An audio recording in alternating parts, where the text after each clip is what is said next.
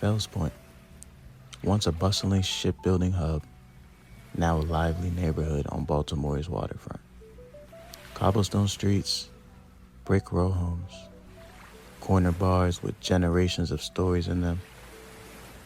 But behind the charm and history, there's a shift underway, one that's reshaping the neighborhood street by street. Today, we're exploring gentrification, not just as a buzzword, but as a force that's changing the very soul of places like Fells Point.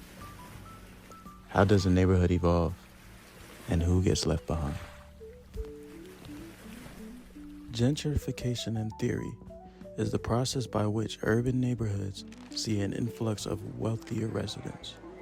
Property values rise, new businesses open, and infrastructure improves. But with those changes often come displacement of both people and culture. Fells Point is no stranger to transformation. In the 1700s, it was a shipyard town. In the 1960s, it narrowly escaped destruction by a planned expressway thanks to community protests. Over time, it's been home to Polish, Irish, African American, and Latinx communities, each wave leaving a mark. As neighborhoods revitalize, the changes can feel uneven. A local resident shared that their rent used to be $1,200, and now it's rising to $3,800, and they're not sure how much longer they can hold on. This is where theory meets practice. In cities across the U.S., gentrification has followed a familiar pattern. Artists and creatives move into undervalued neighborhoods, then developers, then capital. Prices surge. Longtime residents, often lower income or people of color, are pushed out, unable to afford the rising costs. In Fells Point, you see it in real estate ads, up-and-coming, historic charm, investment opportunity. But too many who've been here for decades feel like it's an erasure. Policies play a role too. Baltimore's tax incentives for developers, lack of rent control, and limited affordable housing contribute to displacement. Many housing advocates, to put it bluntly, would say it's a soft eviction, not through force, but through economics. People are priced out quietly. Yet, not everyone sees gentrification as purely negative. Some argue it brings safety, services, and investment to neglected neighborhoods. But who decides what improvement looks like, if not the residents? A specific example of this gentrification in Fells Point is the redevelopment of Broadway Market, one of Baltimore's oldest public markets.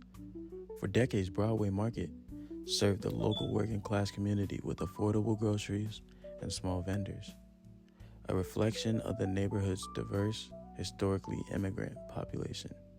But in recent years, the market underwent a multi-million-dollar renovation, reopening in 2019 with upscale food stalls, artisanal vendors, and modern architecture. What changed? The original vendors, some with decades-long history in the market, were displaced or priced out.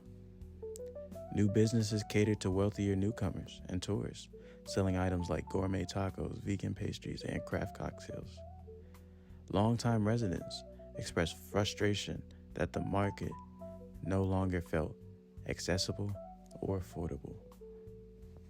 This transformation is a clear-cut example of gentrification at work. Capital investment improves infrastructure and aesthetics, but also shifts the economic and cultural accessibility of the space. The market became a symbol of who Fells Point was becoming and who was being pushed aside in the process. Gentrification is not just a concept, it's a lived experience, one that's reshaping Fells Point right now. It raises tough questions. Can development be inclusive? Who gets to belong in a city that's changing so rapidly? In the end, the story of Fells Point is still being written. The challenge is ensuring that everyone, old and new, has a voice in that story.